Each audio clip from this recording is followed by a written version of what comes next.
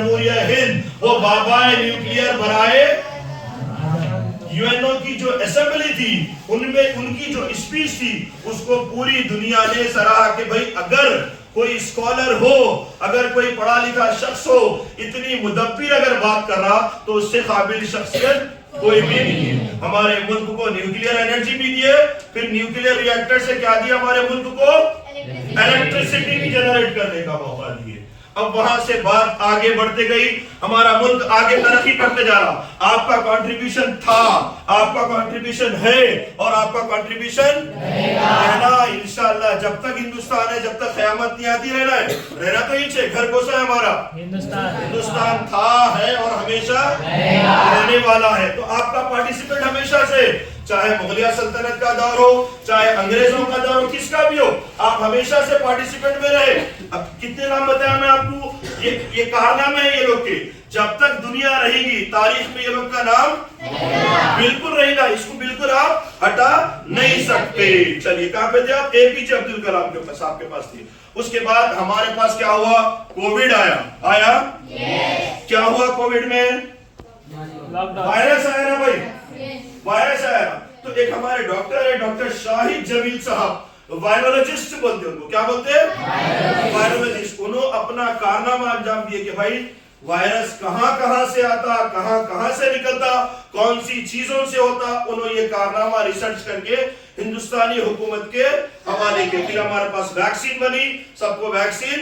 एक तो मैं जामिया मिलिया बोला, दूसरा अलीगढ़ मुस्लिम यूनिवर्सिटी, जामिया मिलिया की नजमा अख्तर साहिबा पहली vice chancellor of Jamia Millia university new Delhi. औरत रह के वाइस चांसलर बोले तो वाइस चांसलर का जो ओहदा, जो रुतबा रहता, गवर्नर के बराबर रहता। गवर्नर सुनिए आप, गवर्नर सुनेंगे ना आप कभी? सुने नहीं सुने आप? जो गवर्नर का ओहदा रहता, कोई भी अगर यूनिवर्सिटी का डीन रहा, वहां का वाइस चांसलर रहा, तो उसका भी ओहदा वही होता है। दूसरा मैं नाम बताया मैं आपको, नाइमा खातून। क्या नाम बता रहा हूं मैं आपको? फर्स्ट वाइस चांसलर थी लोग, कहां के? अलीगढ़ मुस्लिम यूनिवर्सिटी उत्तर प्रदेश, जो 125 साल से चली। जैसे आपके पास जामिया निजामिया है, 146 साल से चली यूनिवर्सिटी, वैसी अलीगढ़ मुस्लिम यूनिवर्सिटी कब से चल रही? 125 साल से। तब दुनिया में कोने कोने में फैले वहां के जो बच्चे पढ़ते, जैसे जामिया निजामिया के बच्चे पढ़ते, दुनिया के हर कोने में जाते, अपने आप की काबिलियत से अपने मुल्क का नाम क्या करते? रोशन करते। आपको अपने मुल्क का नाम रोशन करना है, आपका कंट्रीब्यूशन देना है। कोई से भी मैदान में रहो आप कबड्डी खेलो, आप हॉकी खेलो, आप फुटबॉल खेलो, आप डॉक्टर बनो, आप इंजीनियर बनो, आप कुछ भी बनो, लेकिन क्या काम करना है आपको अब्दुल रज़ाक? अपने मुल्क का नाम रोशन करना है, अपनी खिदमत मुल्क के लिए करना है। कौन से भी शोबे में रहो, को से भी मैदान में रहो, आपको मौका है।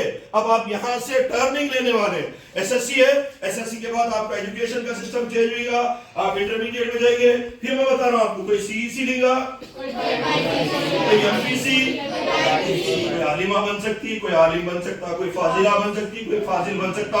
बिल्कुल आपके पास मौके, और हर मौके पे, हर टर्न, हर चांस पे आप अपने मुल्क के लिए कुछ कर सकते। अब अगर आप तिजारत में, बिजनेस में आएंगे, आपके सामने है विप्रो।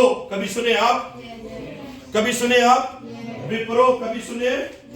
विप्रो बहुत बड़ी कंपनी है, सॉफ्टवेयर डेवलपमेंट में है, आईटी में है, कई चीजों में है। उसके जो अध्यक्ष थे या उसके जो बानी या फाउंडर थे, अजीम प्रेमजी नाम था उनका। क्या नाम था? अजीम प्रेमजी। आज पूरी दुनिया में उसका सॉफ्टवेयर चलता। किसका?